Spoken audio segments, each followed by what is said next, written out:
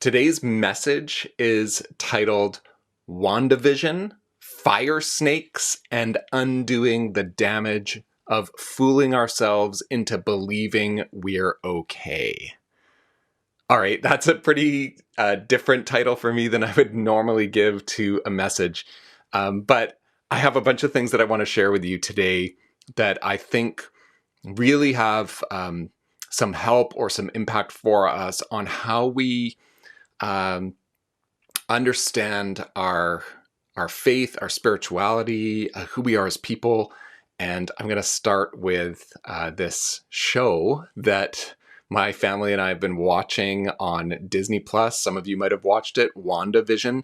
It's set in the Marvel Comics universe of now TV shows and movies.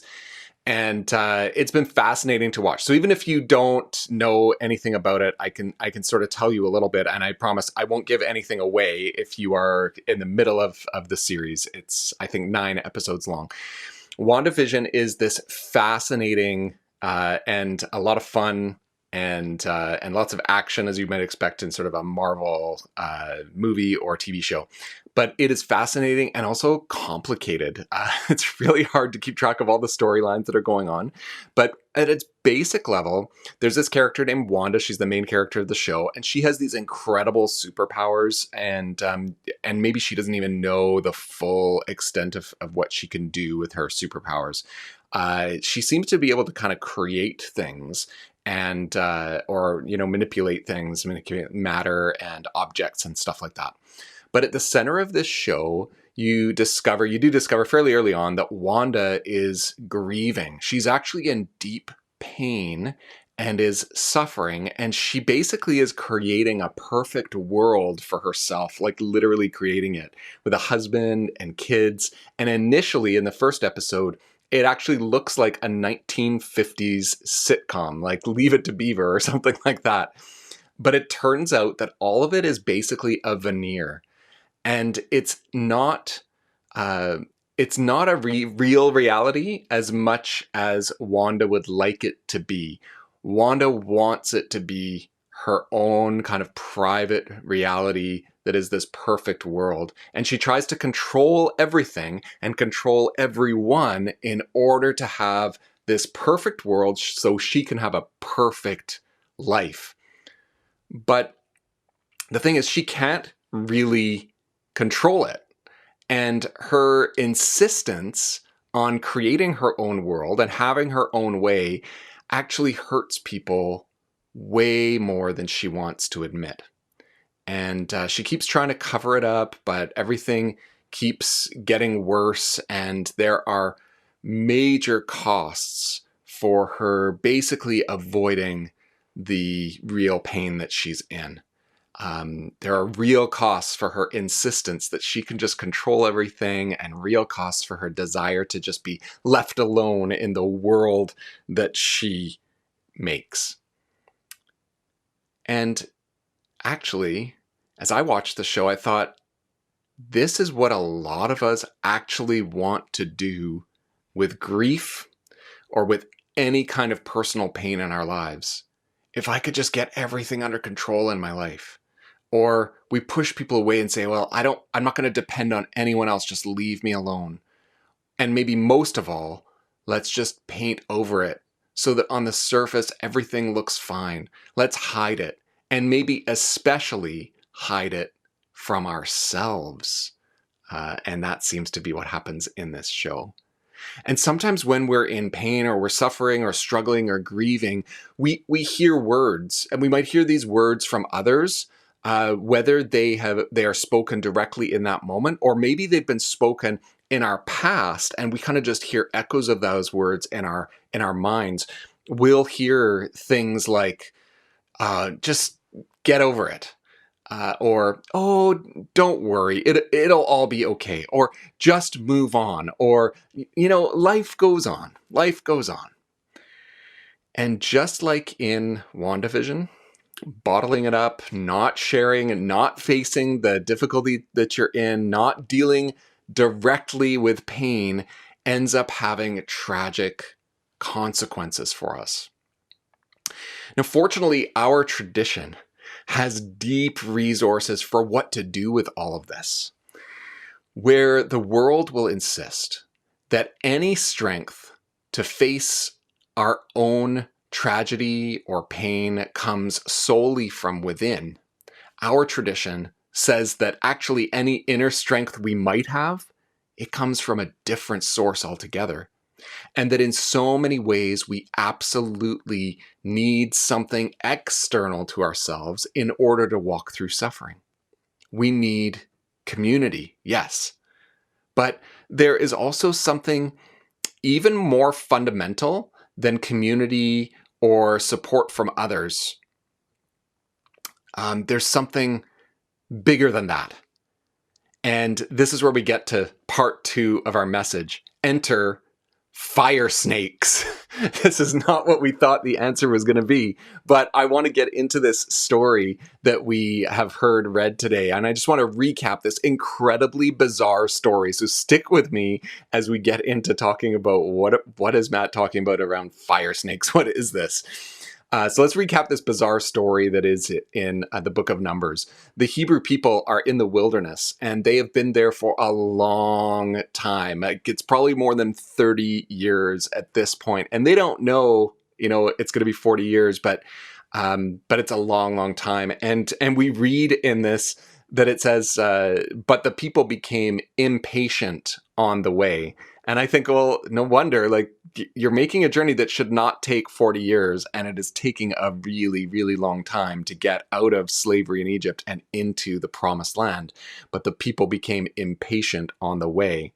And then we get a complaint. It says the people spoke against God and against Moses. Why have you brought us up out of Egypt to die in the wilderness? For there is no food and no water, and we detest this miserable food. And I think, well, wait a second. Didn't you just say there's no food? Is it that there's no food, or is it that there's miserable food? And we discover, well, actually, yeah, right. In the wilderness, there is no food. And there is no water, but God provides food and provides the water for the people as they're in the wilderness. The food that he provides is manna, this bread that miraculously appears 6 days a week on the ground, and the people are to go and collect it. And we find out that this manna actually doesn't have a ton of flavor. And so they're getting sick of it. This is all they're eating, is just the same thing. It's enough. It's their daily bread. It's enough to survive.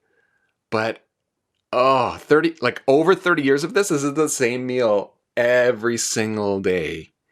And so they complain. They would rather be anywhere else. We don't like this plan, God. We don't like where you're leading us. We don't like the way you have done it. We do not like the way you've set things up. We're sick of this. So that's the complaint. And then what happens is there is a punishment for their complaint.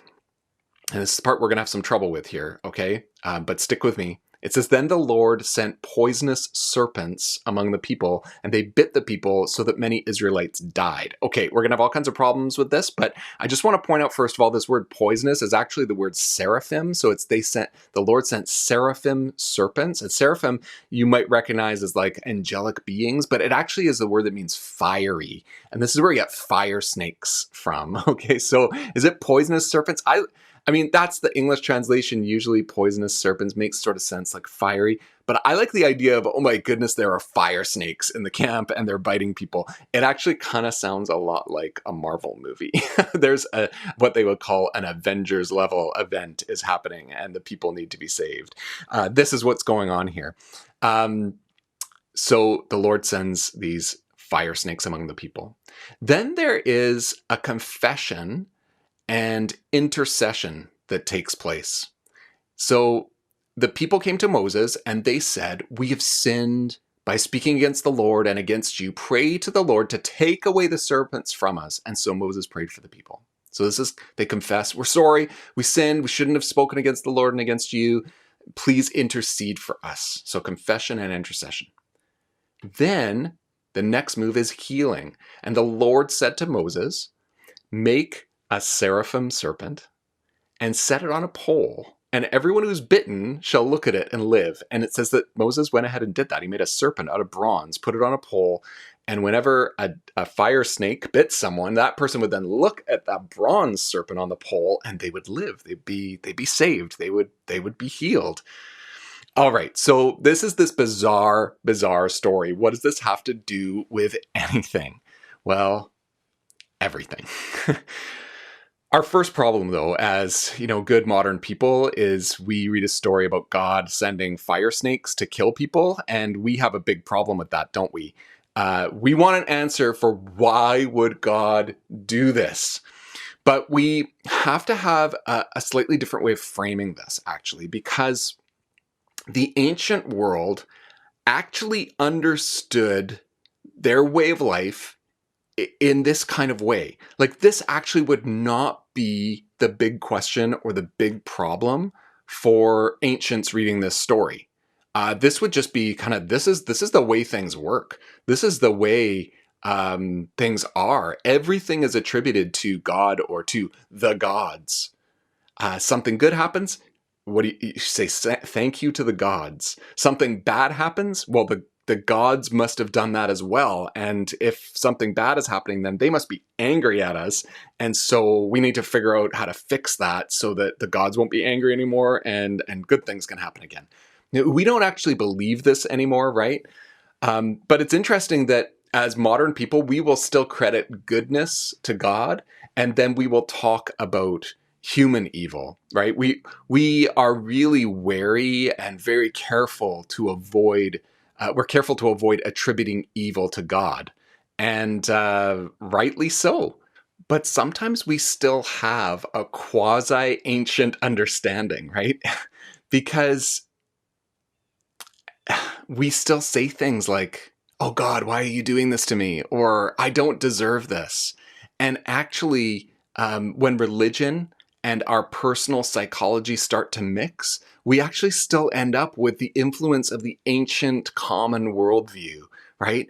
In ancient times, it was actually compelling to say that people dying from snake bites is because they had done something wrong, right? It was actually like, let's figure it out. Let's find out what's going on. What did they do wrong? Well, they complained against God. So we might not make those logical connections, but sometimes that still is what's going on in our hearts, where it's like, why is this happening to me? Have I done something wrong? Or why, God, are you allowing this to happen? We still kind of get ingrained in that. But the Bible might actually be doing something slightly different than what we think it is. So the ancient way of talking about this was they complained about God, and so God sent fire snakes. And that sounds horrendous to us, actually, but to the ancient mind, that made sense. That was actually not the weird part of the story, right? For them, you turn against God, you doubt God, you complain about how God is doing things, and God sends fire snakes. That made sense. And we feel we need to deal with that, and maybe we do. We might have to look at it slightly differently. What if we looked at it a bit like this? The people are wandering for over 30 years in the desert. They've had the same food day in, day out. Every day is the same, never ending, and they're kind of dealing with losing their faith. Are we ever going to get there? Are we ever going to get out of this? Right? They were having real trouble staying the course. And then it goes from bad to worse. These crazy fire snakes show up and start biting everyone. Does this feel similar to anything else we might be familiar with in the last year or so? The never-endingness of it? And then something else happens, right? Early in the pandemic, even though back then, say last May or last June, we didn't feel like it was early on, right? But early in the pandemic, George Floyd is killed. There is civil unrest. All kinds of more things happen. Bad news continues. We go from bad to worse. And sometimes it seems like the Bible is teaching this is God doing this all. But I actually think the Bible is doing something different altogether. So first we have to get, right, that this is actually written from an ancient worldview that assumes that everyone just already attributes everything to God or to the gods, good and bad. And so then it is no surprise that in the story, the people come to Moses and say, we have sinned by speaking against the Lord and against you. Pray to the Lord to take the serpents away from us, right? Like that should be no surprise that they come and do that. And great, the problem is solved, right? And here we have like, well, is this maybe what we're supposed to do then? Like, is this the lesson? Like, we go wrong in some way, so we learn our lesson, correct our behavior, then turn back to God and ask for salvation or healing. And when we frame it this way, when we hear it laid out like that, we're supposed to learn our lesson, correct our behavior, turn back to God, ask for salvation. When we hear it, we realize the ancient way of thinking is not so different from our own usual thought patterns and indeed much of Christian teaching. Learn our lesson, correct our behavior, ask for salvation or help, etc.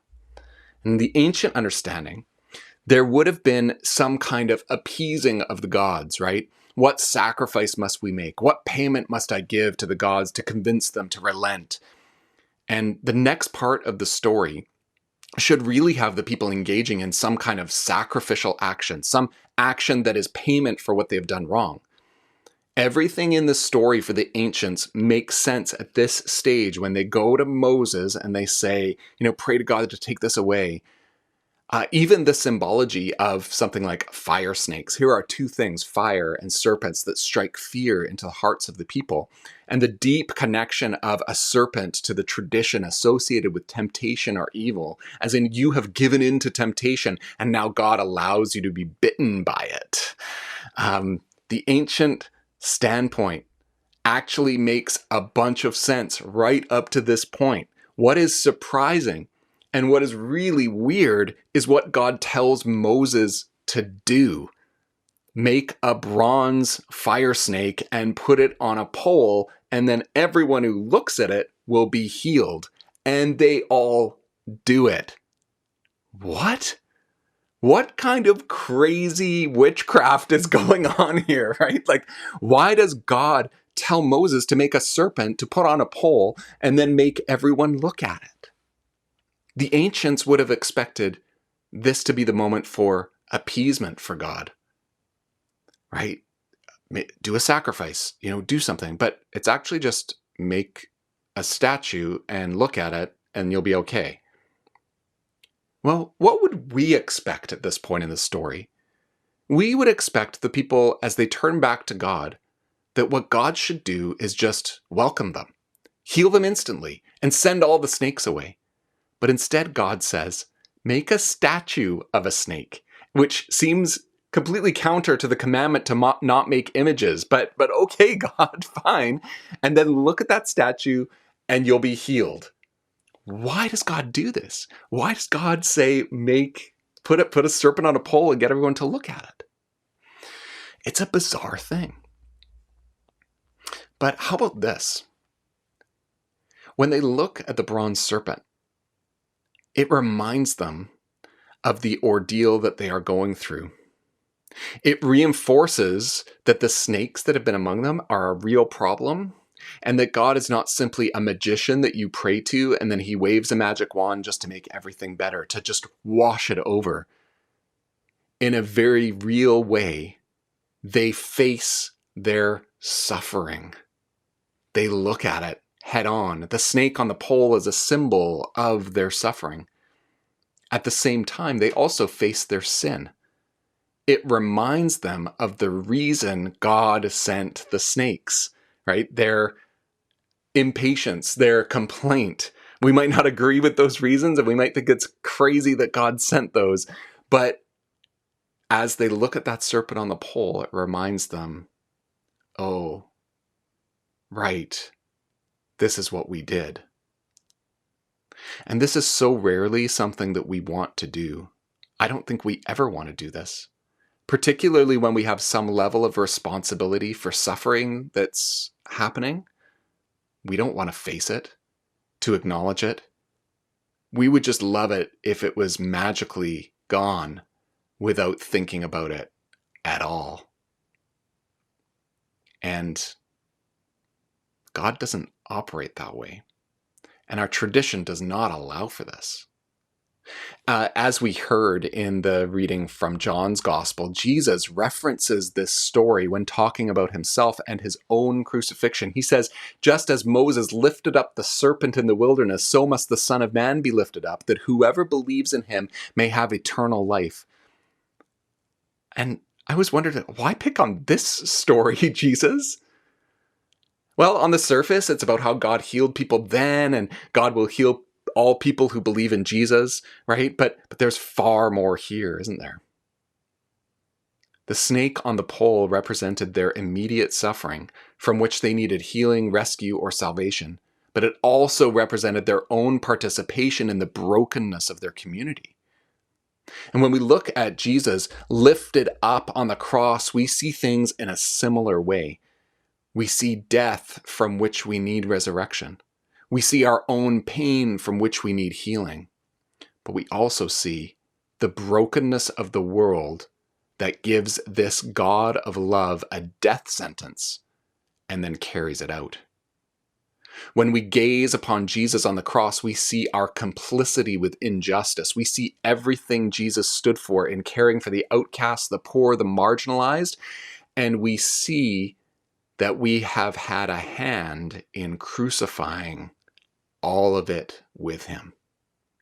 We have continued to exercise our own dominion rather than stewarding God's kingdom. When we look at Jesus lifted up, we get all of it, right? Just as the Hebrews in the desert, we are also rescued from all of it. The one who reveals the judgment against us is also the one who sets us free. And we need all this. It needs to be revealed to us. It needs to be unmasked and then undone. Otherwise, we end up keeping our true struggle hidden. And we start by maybe hiding it from others, but we end up hiding it even from ourselves. Everything is fine, we say. It'll be okay, we say. I just need to get through this week and then it'll be all right. But Christianity is not about pain avoidance. It doesn't leave room for denial. Christianity is indeed about overcoming suffering. It is indeed about resurrection, about new life. But it's not a magic wand. It's not easy. It's costly. It is hard to look at Jesus lifted up on the cross. Because doing that is looking honestly at yourself, both how you are hurting and also how you hurt others. But it's not just looking at yourself, because it is actually God on that cross and not in the end you. And there is somehow grace there, healing and forgiveness, salvation. It's telling that there were very few followers of Jesus who were actually there at his crucifixion. Mostly his female disciples were there. Most of his followers, almost all of the men stayed away. And why is that? Why did they not go to the cross for their friend and their Lord? I always thought it was fear of also being arrested, because if I'm associated with him, I'm going to be arrested. But I don't know. The women are there. The disciple whom Jesus loved is named as being there. But maybe it was fear. Sometimes we are afraid too. I also think sometimes it might have been doubt. Oh, if he's being crucified, then maybe he wasn't really the Messiah. Maybe the mission is over. Maybe none of this can work. Sometimes we doubt. But what if they didn't go to the cross because of shame? They don't want to face Jesus when they did so little to stop his execution. They can't face him on the cross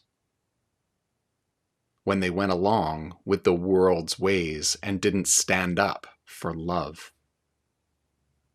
Perhaps they can't look at the cross because they can't honestly look at themselves. And yet, these same disciples are part of the first followers that made the cross the central symbol of the Jesus movement. Eventually, they do look to the cross and they find freedom. They face their complicity, their failure, their inadequacy, their sin, and they find deep, abiding grace from Jesus. The place where they ought to experience judgment for their failure becomes the place where they experience acceptance. It isn't easy to do self-examination, which is what I'm calling you to today. It isn't easy to allow the pain to actually hurt and address it honestly. It isn't easy to have your faults revealed to yourself. We think it is easier to pretend, to hide, and to mask. And it may be easier in the moment, but it doesn't lead to healing or salvation. Instead, it leads in completely the other direction. And so, what do we do? The ancient Hebrews were given a snake on a pole to look at. And we, like those first disciples, have been given the cross. We've been given Jesus dying for us so that we can receive grace when we face it. When we face Jesus, and so have our souls and ourselves unmasked before him.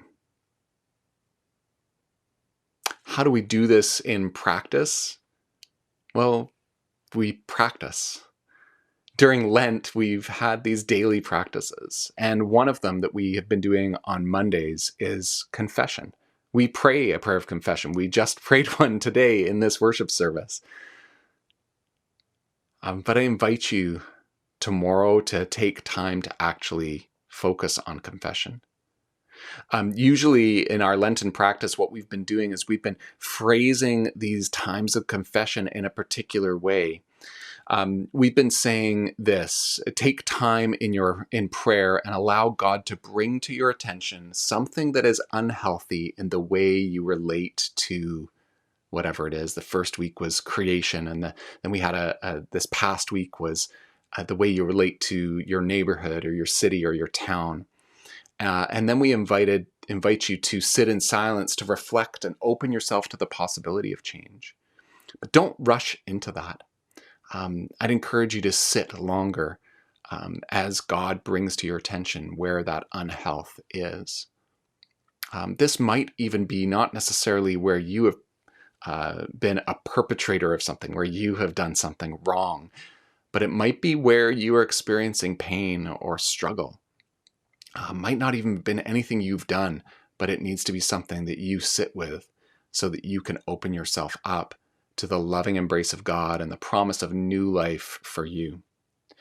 This week, though, our focus for our Liturgy for Life is on the self. And initially, and if you read the resource, it was reflecting on this idea that each individual gets bitten by a snake. And what is it that is biting you that you might need healing from? And I think that might still be a good image, but how we relate to ourselves is harder. So we actually phrased our time of confession a little bit differently. So I invite you tomorrow on the Monday, today being the day of being present, but Monday being the day where we focus on confession, to really take some time with this one. We phrased it a bit differently because if we said, reflect on, allow God to reveal where there is some unhealth in the relationship with yourself, without context, that's a hard prayer to do. What does that even mean? That might be a helpful one for you, but we put in some extra words here.